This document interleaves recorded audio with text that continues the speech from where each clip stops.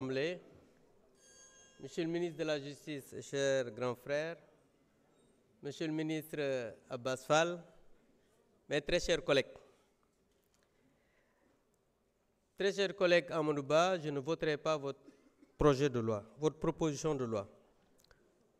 Un grand penseur disait que les grands esprits discutent des idées, les esprits moyens des événements et les tout petits esprits des gens et des détails.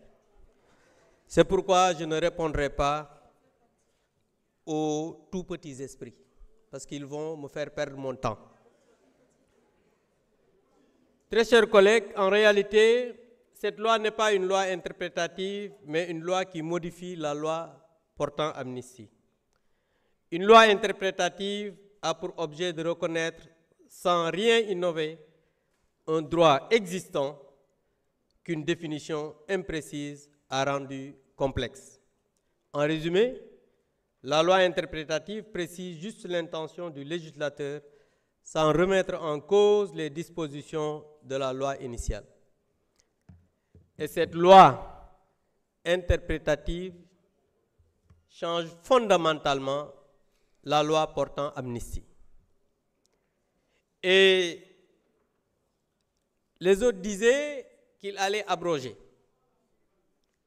Certains disaient non, il fallait enlever totalement la loi. Et ils viennent dire aux Sénégalais que si on abroge la loi, ça ne va pas être rétroactif. Mais on peut écrire noir sur blanc dans une loi que cette loi va être rétroactive. Lan moo leen ko teree def mooy jubu leen da ngeen a dëng da ngeen a mën a luubal du ngeen ay nit ñu leer. Parce que quand on parle d'abroger la loi wala bu ñu abroger loi bi on a parlé de commanditaire. Le premier commanditaire c'est celui qui a parlé de Mortal Kombat. Le premier commanditaire, c'est celui qui a dit Koudé Sanday Jurat. Le premier commanditaire, c'est celui qui a appelé aux jeunes à l'insurrection. Et dans votre gouvernement, celui qui va répondre le premier. Monsieur le Président, arrêtez l'affaire du Président. Arrêtez l'affaire.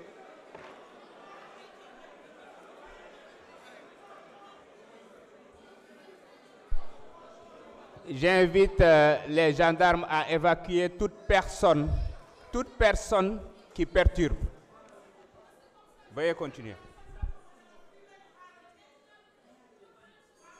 Mané, le premier commanditaire, c'est le Premier ministre Ousmane Sonko.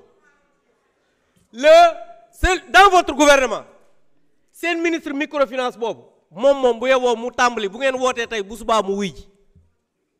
Tout à l'heure, l'ancien procureur a dit que voilà, les premiers visés, c'est le ministre de l'Intérieur et le ministre des Forces armées. L'actuel ministre de l'Intérieur, mon école haut commandant de la gendarmerie. L'actuel ministre des Forces armées, mon école Semga. Yen xamna ne sen gouvernement bi ken du fa dess. Gis ngeen naxé baxul.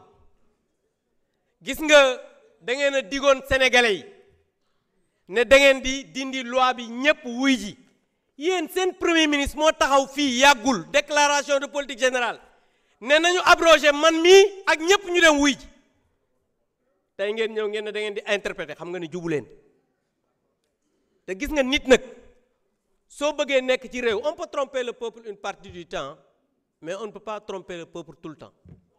Et tout à l'heure yàgg ngeen wax ay France dégage nangam léegi nag un petit français mooy seen référence ngeen bàyyi avocat sénégalais yi jël avocat boo xam ne du référence mooy seen référence te français la yéen xam nga ne yéen ñii war nañu waxaat ak yéen te ki may waxal mi ngi nii jàkkaarloog man.